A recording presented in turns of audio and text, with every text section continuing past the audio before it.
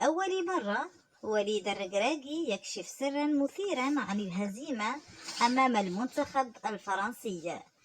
أكد المدرب الوطني وليد الركراكي في تصريحات جديدة يكشفها للجمهور المغربي لأول مرة بخصوص مواجهة المنتخب الفرنسي في نصف نهائي مونديال قطر 2022 والتي انتهت بالتفوق الأخير ب2-0.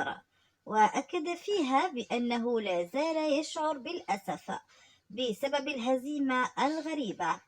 وقال الركراكي في حواره: مواجهة فرنسا، نعم نحن نشعر بالأسف حيالها، خاصة عندما ترى رحلتنا كان بإمكاننا الانتصار فيها. وتابع الركراكي: واجهتنا الكثير من العقوبات والعوامل الخاصة في مباراة نصف النهائي هذه، وقد اصطدمنا بالأمر الواقع.